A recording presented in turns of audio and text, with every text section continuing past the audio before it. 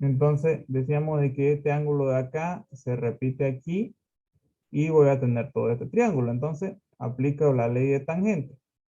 La tangente del ángulo va a ser igual a 2F dividido entre la longitud media, porque esto va a ser L y dividido entre 2 en esta parte va a ser L medio, ¿no?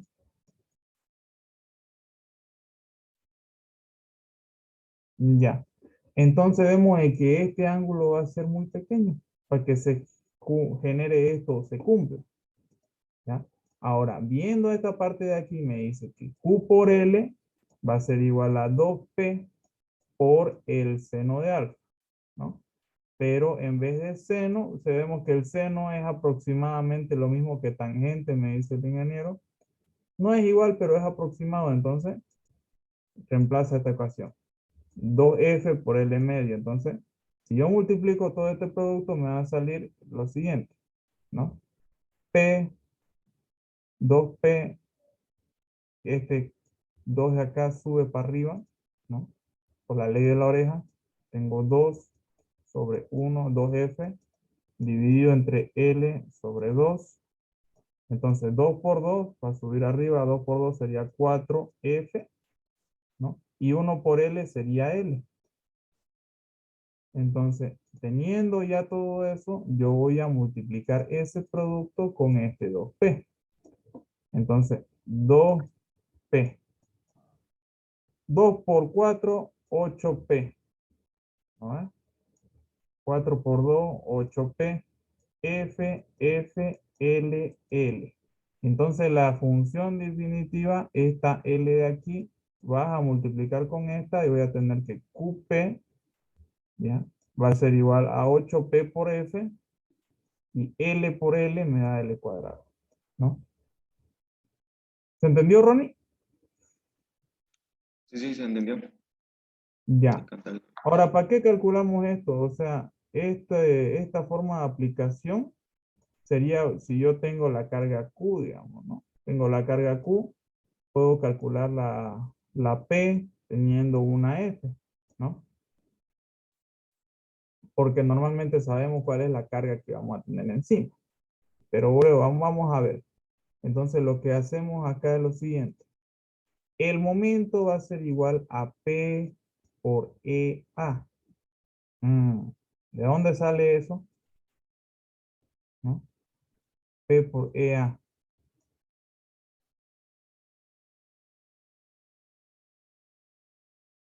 Ese va a ser el momento de una excentricidad, ¿no? Pero ¿dónde está la excentricidad acá? P por seno, P por coseno, P por EA. Aquí está, pues. Mira. Esto viene así. Está. Vamos a hacerle más zoom para que se note.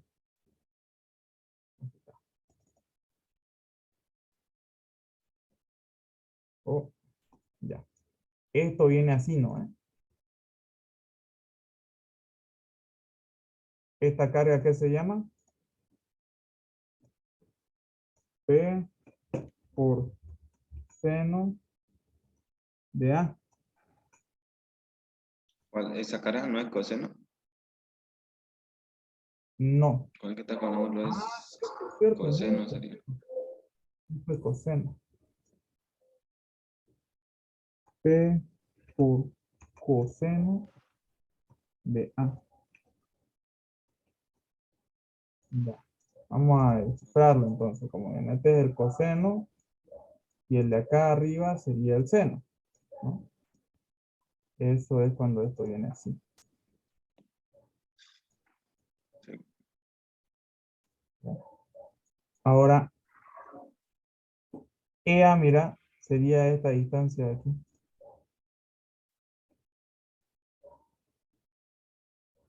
¿No ves? Sí. Entonces, P por coseno de EA. Ahora, también hay esto otro. Acá tengo una excentricidad E, mira. O sea, aquí debería ser P por coseno de EA directamente. Ese sería un momento. Pero acá que tenemos Ay, Bueno, está volviendo. espera, se me salió. Ahí está. Aquí tenemos P por EA, no habla de seno ni de nada. Esta carga P por la distancia de A. Creo que me habla de una distancia medio inclinada, ¿no? Sería una distancia más o menos así. ¿Será? No creo.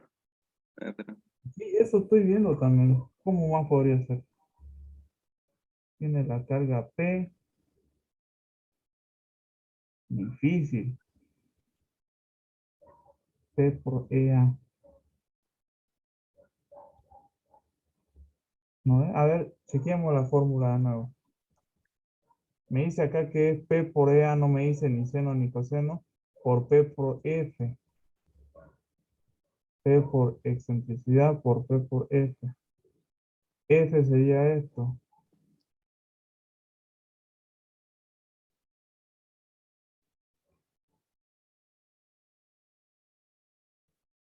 No explica, ¿no? El momento en el centro del vano. El momento en el centro, aquí. Ese sería el centro del vano.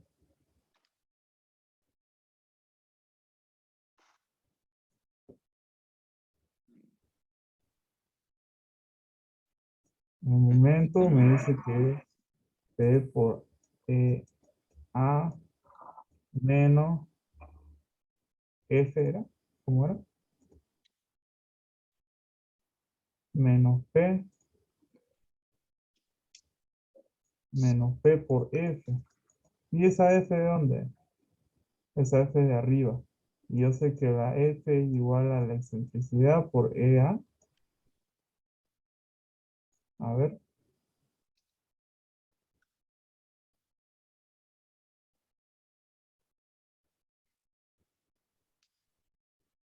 Ah, ya me chipó. está difícil de entender. Estamos queriendo hacer esta parte de acá, Catherine. O sea, esta parte la entendemos. Todo esto. Lo que no entendemos es esto de acá.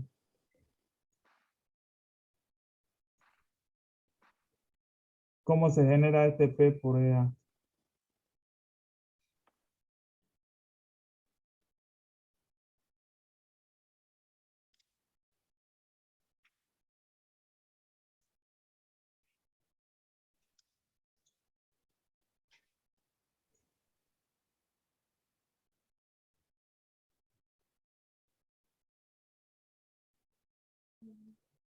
No, no vi esa clase yo, Bueno, la verdad. saltemos.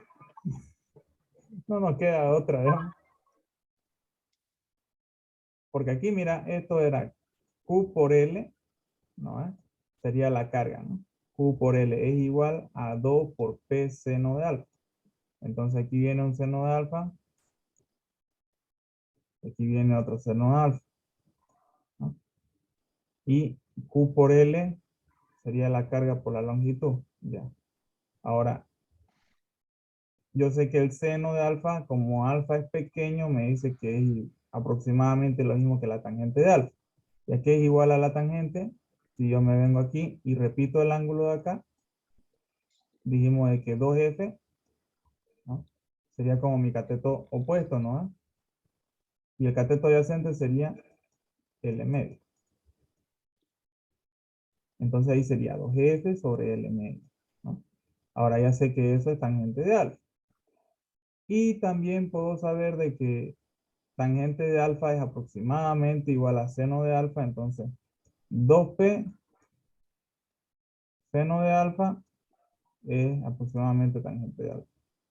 Multiplico 2 por 2, son 4 por 2, serían 8PF, y L por L sería L medio, L al cuadrado. Hasta ahí vamos bien, pero ahora lo que no entendimos fue esta parte de acá. ¿De dónde salió P por E?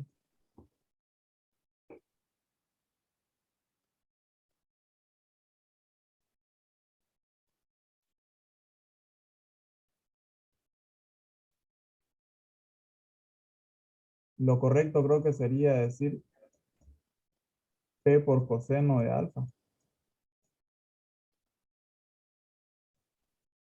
O de A, digamos. P por coseno de A sobre la distancia EA, que sería esta, ¿no? EA menos esto de aquí, ¿qué sería? Todo esto de aquí es QP. Esto es QP. Q por L al cuadrado sobre 8 es el momento máximo. Entonces, este es el momento máximo y este P por EA debería ser P por coseno de EA.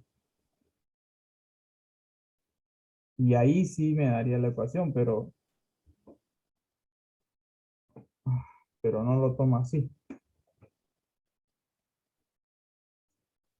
Raro, raro.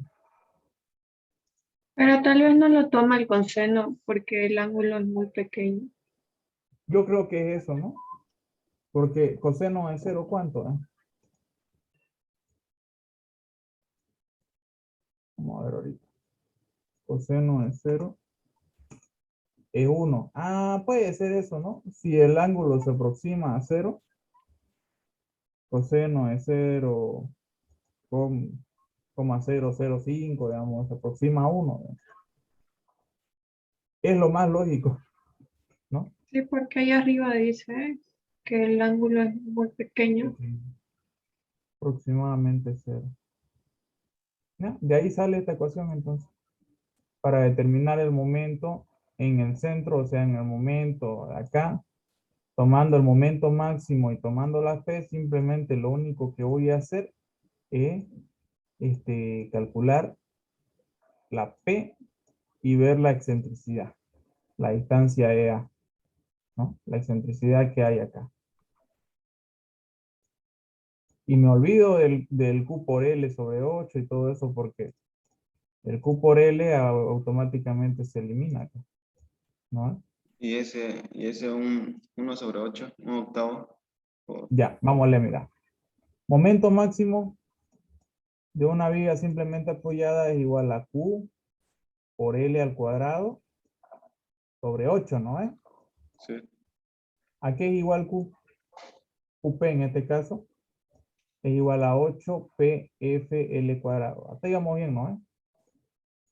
Entonces, mira, esta carga que calculamos es esta de aquí, ¿no? Ahora, este Q es este de acá. Q. Este L cuadrado de acá es este L cuadrado de acá. Este 8 es este 1/8. O sea, todo esto es la ecuación del momento máximo de una viga simplemente apoyada. Lo único que hacemos es, esa le vamos a restar a la ecuación de P por EA, y Ya. deduciendo esto, se llega a esta respuesta, ¿no?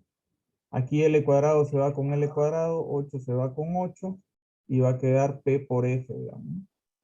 Y yo sé de que F va a ser la suma de la excentricidad más la excentricidad A. Entonces aquí el ingeniero es lo que calculó la excentricidad. La excentricidad más la excentricidad A. Yo sumo esas dos y me va a dar F. Todo eso es F. ¿No es? Sí, sí. Se entiende, se entiende. Es de ahí.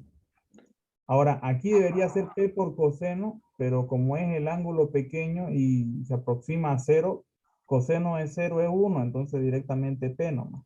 P por EA. No, este debería ser coseno acá. Entonces, si vos querés ver el momento en el centro del vano, por ser parabólico o curvo, automáticamente se elimina todo lo que es la ecuación del momento máximo, y lo único que vas a tener es que el momento va a ser igual a la carga introducida por el gato ¿ya?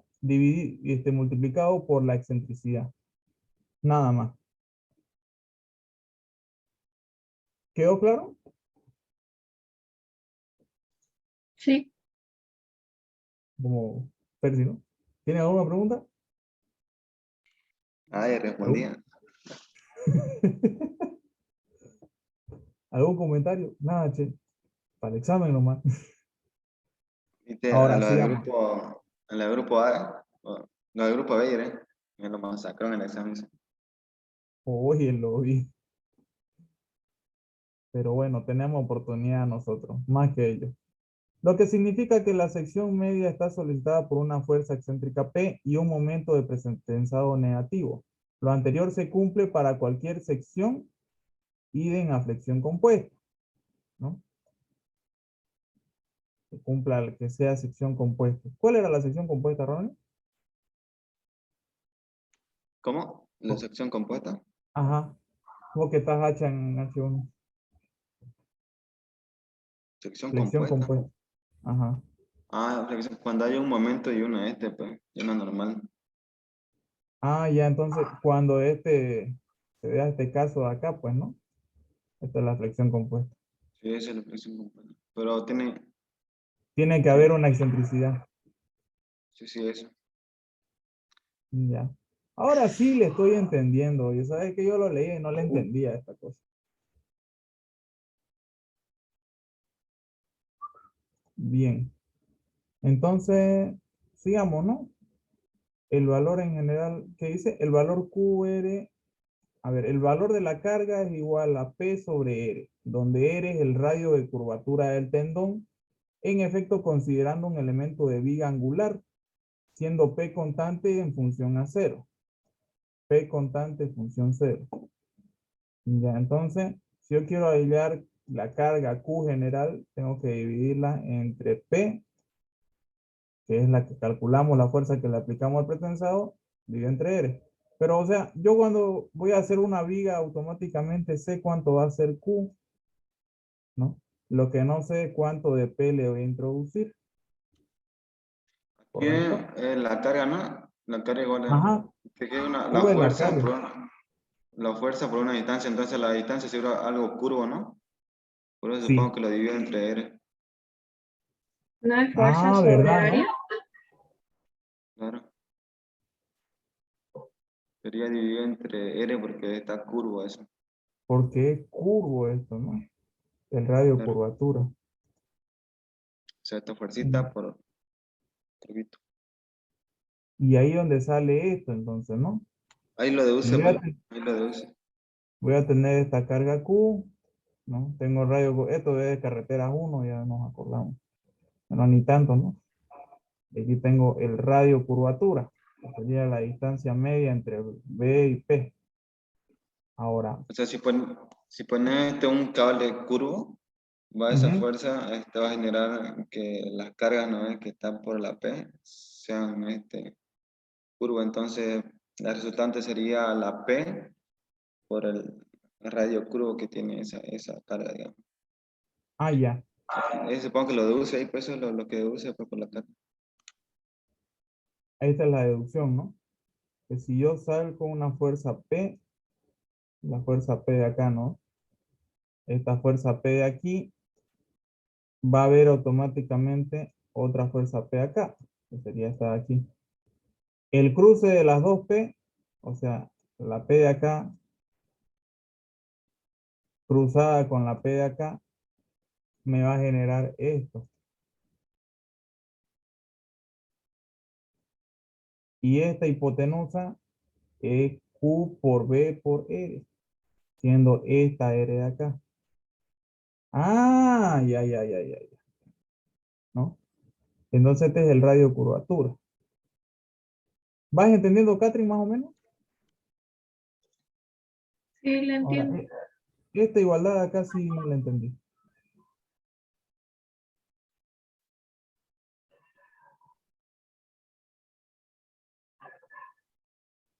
P por B, no es esta B, ¿no? ¿Cuál será esa B? ¿Será la base de la sección? Es, es la carga, ¿no?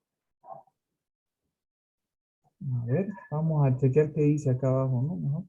Para el caso particular del cable parabólico de flecha F resulta según la correspondiente, y es igual a F por X al cuadrado sobre L medio al cuadrado, ¿no? Ahora, si yo derivo eso, voy a tener que 2F va a ser igual a L al medio, ¿no? Ya, derivo esto y va a ser 1 sobre el radio de curvatura y el radio de curvatura y no sé qué hizo acá. Ya no le entiendo. Pero bueno, esto ya lo dejamos, ¿no? No creo que nos Sí, pregunten no estas creo ecuaciones. que pregunte mucho eso. Ni siquiera él lo explicó, ¿no? Sí, eso estoy viendo. Ok. Bueno, chicos, sigamos entonces. Sistema de pretensado con cables de acero. Los sistemas de pretensado con cables de acero se dividen en dos categorías: el pretensado y el posttensado. Pensando.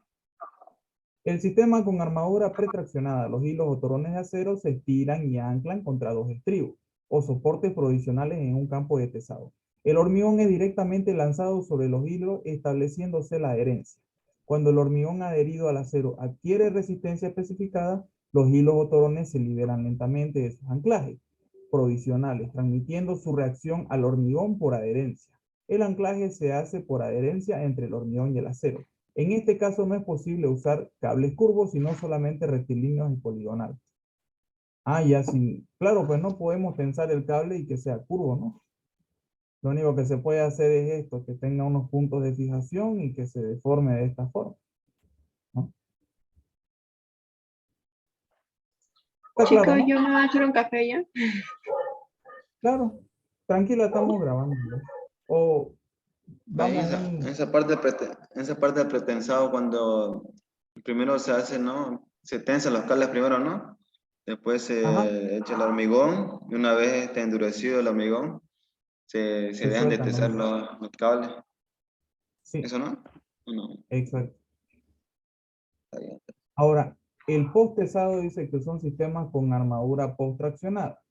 El estiramiento de los cables es realizado después del endurecimiento del hormigón. Eso voy a remarcarlo acá. Esto es importante. Déjalo ¡Tachán! anotar. El pretensado dice armadura pretraccionada. Ya, los hilos de acero se anclan contra los estribos, soporte, un campo y el hormigón directamente lanzado, estableciéndose la adherencia. Ya. Adquiere resistencia, los hilos y terones se liberan lentamente de sus anclajes, transmitiendo su reacción al hormigón por adherencia. El anclaje se hace entre el hormigón y el acero. Bien, este es el pretensado. Ahora el posttensado dice, es el estiramiento de los cables realizado después del endurecimiento del hormigón usando la propia pieza como apoyo definitivo para el anclaje del cable. Los elementos esenciales son el hormigón, el acero y los anclajes, ¿no? Los elementos esenciales son el hormigón, acero y los anclajes. Ahora, los gatos que actúan en los puntos donde se anclan se apoyan en la pieza después del pesado. Los cables son anclados definitivamente y fijadas las tensiones de los gatos son entonces retirados. O sea, se lo ancla, ¿no? Y se retira. Ahora, aquí lo preguntábamos, ¿no es? Después del vaciado, ¿en qué tiempo se hace esto, lo del pesado? ¿Vos sabés, Ronnie? El pesado. Yo que O sepa, sea, se utiliza la vaina, ¿no? Donde luego se introduce ujú. una Supongamos pasta. que están las vainas, todo, y vaciamos toda esta viga de hormigón, ¿no? Y después de Ya. vaciado, va a quedar ahí, ¿no? No, se tesa primero, pues. No, Se postezado, tesa primero. postezado. No, pues una vez que endureció el hormigón, ¿no ves? Está la vaina Ajá, ahí, pues, y una vez que ancles se echa la pasta a la vaina. ¿O me equivoco? ya. Sí, está bien, pero no. Yo te estoy haciendo otra pregunta. Aquí dice, ¿no? Los sistemas con ayuda, vamos a ir leyendo conmigo. El estiramiento de los cables es realizado, se realiza el estiramiento después de endurecido el hormigón, ¿ya? utilizando la propia pieza como apoyo definitivo de anclaje. Los elementos esenciales son la pieza de hormigón. Dice que los gatos actúan de donde se anclan y se apoya la viga y después del pesado los cables son retirados, son anclados definitivamente. Ahora, la pregunta es, ¿después de qué tiempo es que yo voy a tesar esto? Vacío el hormigón, ¿a los cuántos días voy a tesar esto? Esta no lo sé. A ver, Te explico. ¿Has escuchado lo de qué significa FCK? F, C, K. FC es la resistencia del hormigón, quiere decir, este hormigón me resiste 400 kilogramos en un centímetro cuadrado, ¿no? Sí. Ahora, FC sub K quiere decir es la resistencia característica, ¿ya? Esto va a ir cambiando en lo que son en el tiempo. Si vos vacías el hormigón hoy y le metes un pollo ahí, ¿qué va a pasar? El pollo va a caminar sobre el hormigón y el hormigón se va a deformar, ¿no? Van a quedar ahí marcadas las huelitas de las patas en todo esto, ¿ya? Entonces, luego, mientras va pasando el tiempo, el hormigón se va haciendo más fuerte, ¿no? Va adquiriendo una fuerza F, ¿ya? Ya. Entonces, yo no voy a llegar a estos 400 kilogramos de un día para el otro. Tiene que pasar un cierto tiempo, ¿no? Entonces, normalmente se dice que a los 28 días ya se alcanza la resistencia esperada, ¿no? Entonces, F sub K es la resistencia que va a ir cambiando al pasar el tiempo. ¿Me entendés? K, La ¿qué dice que resistencia. era? ¿Ah? F, K. FCK. Bueno, FCK es la resistencia característica, digamos. Nosotros vamos a hacer una dosificación y decir, esta resistencia va a ser puede ser 400, 35, 350 kilogramos en un centímetro cuadrado, ¿no? Pero esto puede variar, puede que sea 340, puede que sea 330, pero es aproximadamente eso, ¿ya? Pero cada día este hormigón va a tener un FCK, ¿no? Porque a los 7 días, digamos, ¿no? Tiene una fuerza. A los 14 días ya es más fuerte. A los 21 días ya es más fuerte. Y a los 28 ya normalmente se desencofra porque se dice que ya hemos llegado aproximadamente a la F sub C. ¿Me entendés? Ah, sí, sí, más o menos. Más o menos, ya. En función del tiempo, el hormigón va a ir Se cambiando de entiende. fuerza. Entonces, ¿qué es lo que se tiene que hacer? Las especificaciones técnicas me dicen que cuando yo llegue a esta resistencia, recién voy a hacer el pesado. ¿Ya? Entonces, ¿cómo yo voy a saber qué día voy a hacer? Yo voy a hacer lo siguiente, voy a vaciar y voy a sacar testigos. Voy a sacar, por ejemplo, aquí un testigo, 2, 3, 4, 5, 6 testigos, digamos, de hormigón. ¿Ok? Entonces yo digo, ¿será que llegué a esta resistencia a los 7 días? Entonces, a los 7 días, llego a los 7 días y yo lo que voy a hacer romper esta probeta acá. Y veo la resistencia, a los 7 días me dice, son 280. Ah, no, me falta entonces. Entonces espero a los 14 días. A los 14 días rompo la siguiente probeta, ¿no? Entonces estos son los 14. ¿Ya? Rompo esa resistencia y veo, ah, no, mi resistencia es 320. ¿Ya? Todavía me falta para llegar a esto, ¿no? Entonces rompo a los 21 días. 21 días rompo mi siguiente probeta, ¿no? Y ya veo que llegó a los 380. Y yo digo, ya, métale. Entonces, si yo agarro y lo tracciono, ¿ya? Y esta fuerza de tensión, ¿ya? Es mayor a la fuerza FC, ¿qué va a pasar? Se va a Por ejemplo, si fisurar. se va a romper, va a reventar tu viga. Eso es lo que le dije al ingeniero el otro vez, ¿no? Fui a Y una... que yo sepa, en lo que son vigas postensadas y pretensadas no tienen que tener fisura, Ujú, ¿no? sí, yo te digo que si nosotros no llegamos, por ejemplo, si yo yo como sé cuándo voy a romper, cuándo voy a tesar esta viga, es rompiendo probetas, ¿no? Cada cierto tiempo, a los 7, 14, 21, a los 28 días. Ya, si a los 21 yo rompo la probeta y me dice 380, pero la fuerza característica del hormigón es de 400 y mi tensión es mayor a 380, entonces mi viga va a fallar, Mm, ¿ya? O sea, mi fuerza de tensión que voy a aplicar aquí tiene que ser menor a la resistencia característica FSK que va a tener el de la probeta de acá, ¿no? ¿Y cómo yo sé cuánto va a ser la tensión? La tensión lo sé cuando yo me voy a calcular esto, ¿no? Yo hago estos cálculos de gabinete y digo, ah, la tensión es tanto, entonces ya sé cuánto vale P. Una vez yo sé cuánto vale P, porque ya yo sé la excentricidad, tengo el módulo, tengo la sección de acero, tengo todos los datos, lo único que no tengo es P, ¿no? Una vez yo sé cuánto vale P, ¿ya? Entonces yo ya puedo ver cuándo voy a, cuánto es la tensión que se me va a generar acá.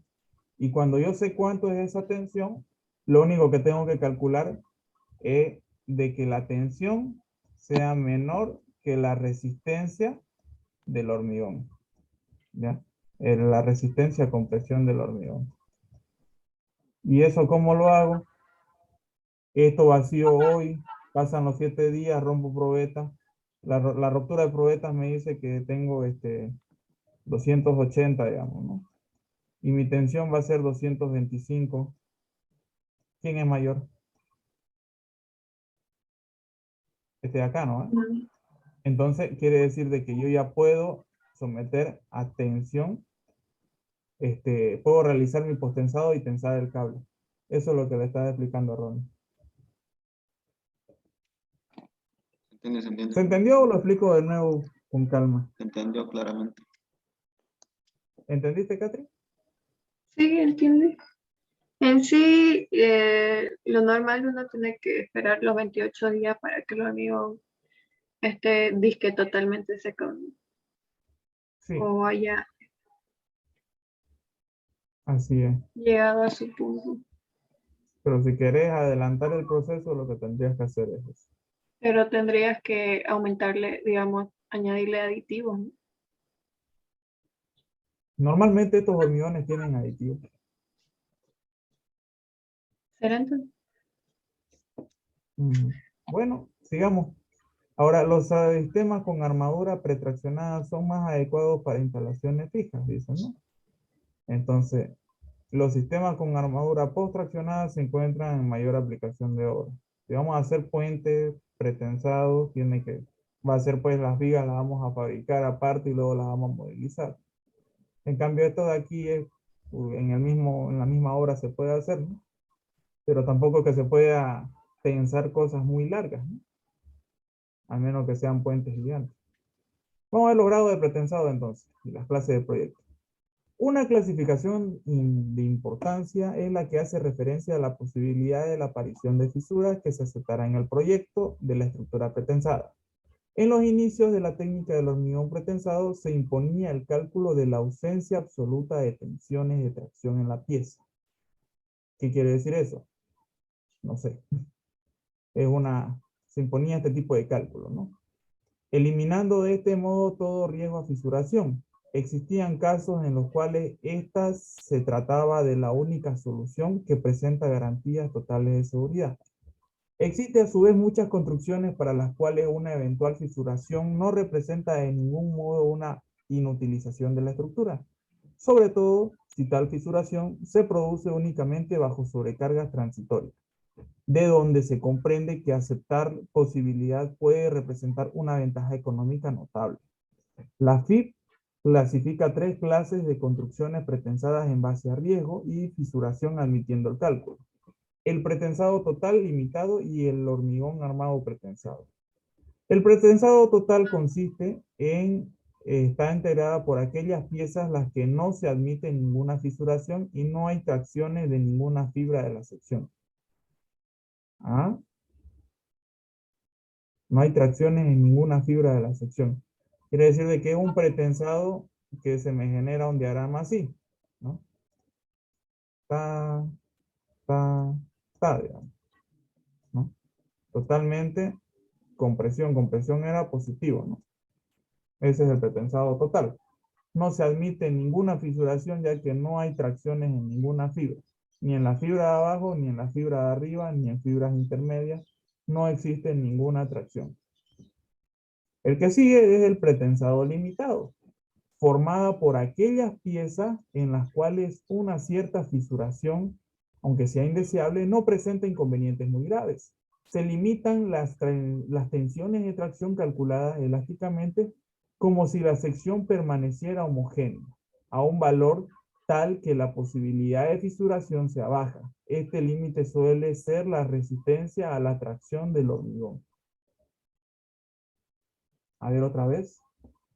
Piezas las cuales una cierta fisuración, aunque indeseable, no presenta inconvenientes muy graves. Se limita a las tensiones de tracción calculadas elásticamente como si la sección permaneciera homogénea, a un valor en que la posibilidad de fisuración sea muy baja. Este límite suele ser resistencia de tracción del hormigón.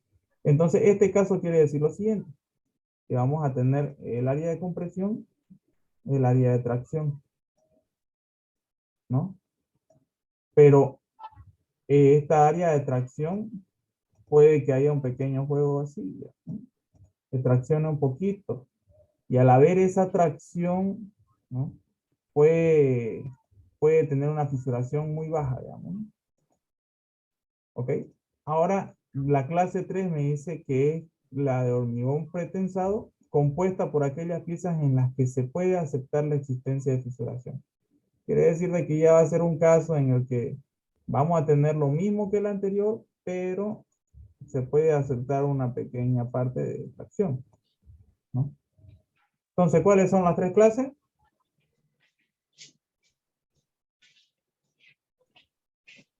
Total, pretensado limitado y hormigón armado pretensado. Mm, Ah, claro, ¿no? La última es la del rojo, ¿no? Sí, la ¿Puedes del rojo. explicarlo? Claro, dice que está compuesta por piezas en las que se puede aceptar existencia de fisuración. ¿Cuándo se fisura un elemento? Un elemento se fisura cuando nosotros tenemos tracción, ¿no? O sea, así tengamos hormigón armado, si hay una pequeña tracción, la viga, la columna, se va a fisurar, aunque sea pequeña. Si esta tracción es más grande, se va a terminar de rajar, ¿ya? Ahora, en la pretensado total me dice de que no hay nada de fisuración. ¿Qué quiere decir que no hay nada de fisuración? Que no hay nada de tracción. Va a trabajar netamente a compresión. El pretensado limitado dice que va a trabajar al límite. ¿Qué quiere decir eso? Que puede trabajar, que va a trabajar aquí, al límite entre compresión y tracción, ¿ya? Quizá tracciones, si es que esto pasa un poquito para allá, ¿no? Pero va a ser mínimo, muy baja. Y al ser la tracción muy baja, la posibilidad de que se fisure, esta posibilidad es muy chiquita. Ahora, la clase 3 me dice que es una compuesta, ¿por qué? Por piezas en las que se puede aceptar la existencia de fisuración, o sea, es aceptable la fisuración, ¿no? Quiere decir de que que existe tracción, ¿no? Se acepta la fisuración, eso me quiere decir. Aquí comprime y acá tracciona. ¿Ok? Entonces los ejemplos que hemos visto son de hormigón armado pretensado, ¿no? Sí, hormigón armado pretensado. Porque si te das cuenta, en los ejemplos que hemos visto acá, el final, en el final, Ah, no, este es completo, por ejemplo. Este es un hormigón completo. ¿Ya? Pero si terminaría así, digamos, eh, Ah, de esta forma ya cruzado, entendí. quiere decir de que es el caso 3, ¿no? Este completo, Sí, sí, entendí. el caso 3. Bien, Los casos no le entendemos bien esa parte. Los tres casos. ya. ¿Puede explicar de Pretensado nuevo? total. Claro, pretensado total es este, mira, Ronnie. ¿Por qué?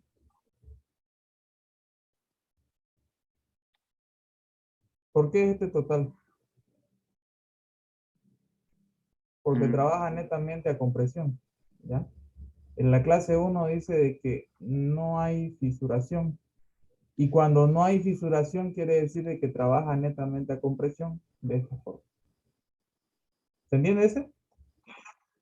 Cuando trabaja netamente a compresión, ¿no? Pero ahí Ajá. igual ahí están los aceros a compresión, ¿o no? Claro, pues. No, O sea, por ejemplo, el caso 1 es este. cuando la vara está en la parte superior de la viga. Este es el caso 1, mira. Este es el caso 1.